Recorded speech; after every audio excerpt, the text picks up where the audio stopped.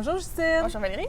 Alors aujourd'hui, on va vous parler de jeux. À la librairie, depuis 2 ans maintenant, on développe le créneau des jeux éducatifs. Éducatif et familial. Des jeux qu'on a démontrés lors d'événements, puis on avait le goût de vous présenter les jeux qui avaient été les plus populaires et les plus aimés auprès des jeunes, puis auprès des adultes aussi.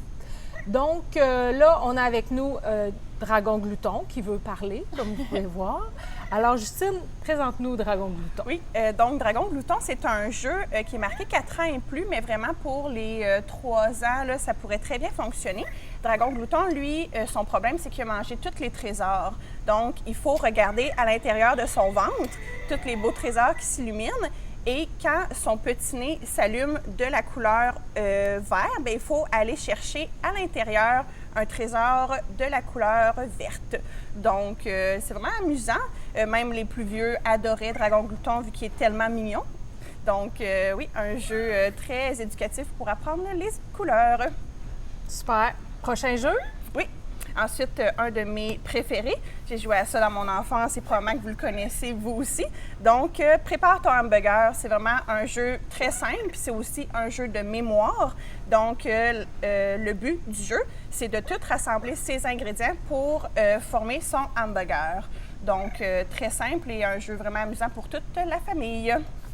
Oui, c'est ça qui est le fun, c'est que les parents vont avoir autant de plaisir à jouer avec leur enfant. Effectivement. Ensuite, on a Bermuda Pirate qui a vraiment fait un malheur, surtout pour sa planche de jeu qui est magnifique. Donc, l'important, c'est d'aller chercher les trésors au milieu du plateau de jeu. Mais il faut faire attention parce que le plateau est magnétique et les bateaux aussi. Donc, quand on pogne un aimant, bien, le trésor, il s'en va dans l'eau. Donc, c'est important de faire un trajet pour éviter ces aimants-là. Puis il y a plein de bouées pour nous aider là, à repérer ces aimants-là. Donc, très intéressant. Puis aussi pour la logique, là, développer un passage, c'est vraiment, ça fait travailler un peu la logique. La logique, la logistique, la concentration, la stratégie pour l'enfant. Puis il faut regarder aussi le trajet des autres pour ne pas les imiter ou en faire un à soi-même. Ensuite, on a Get Packing, qui est un de mes préférés aussi.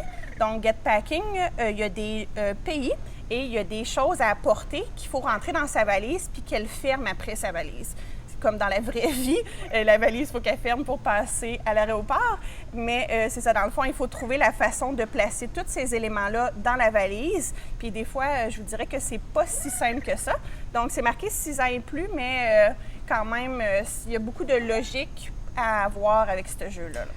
Puis les cartes sont différents niveaux de difficulté. Oui, effectivement. Donc, si vous voulez vous tester, amusez-vous. Le niveau le plus difficile est vraiment difficile. Puis, comme Valérie disait, si on veut juste se tester, c'est un jeu qui peut se jouer seul aussi. Tu prends les cartes toi-même, tu essaies de faire ta valise, puis ça peut très bien se jouer seul. Là. Super. Alors, moi, je vais présenter des jeux pour les un petit peu plus vieux. Je vais commencer par Charabia. Oui. Qui est un 9 ans et plus. Et le but de Charabia, c'est qu'on a des cartes qui sont devant nous et il faut deviner le mot. Et ce mot-là contient nécessairement une des 3 syllabes qui est Charaoubia.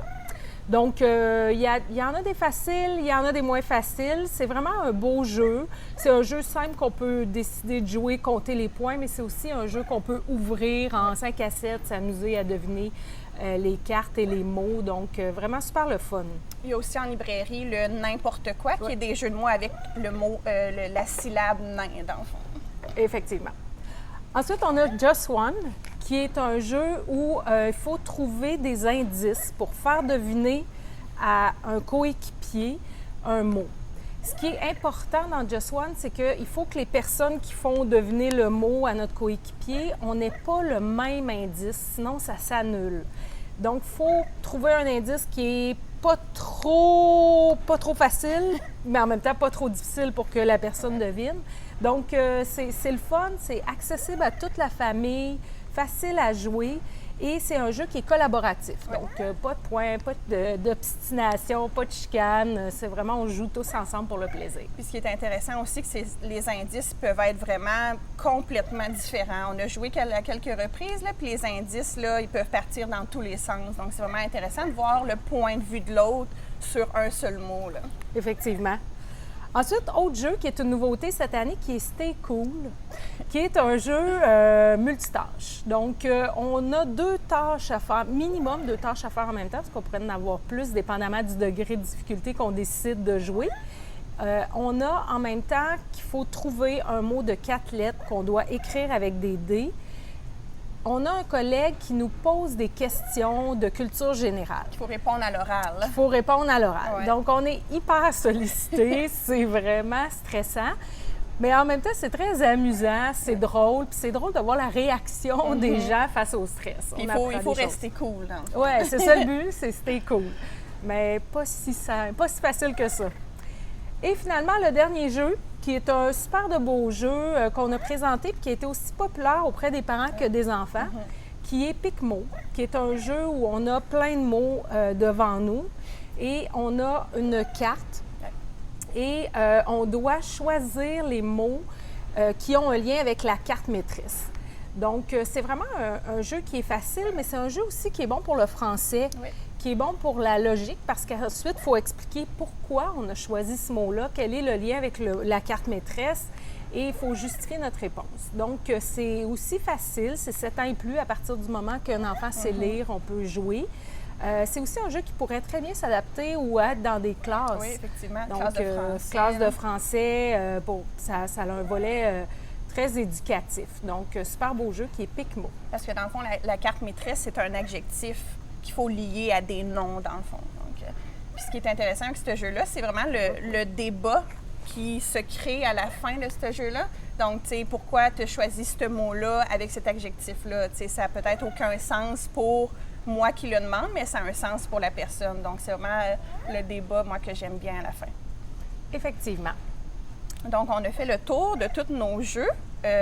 Évidemment, on a plein d'autres à la librairie. Donc, si vous voulez passer nous voir pour les découvrir, ça va nous faire plaisir de répondre à vos questions.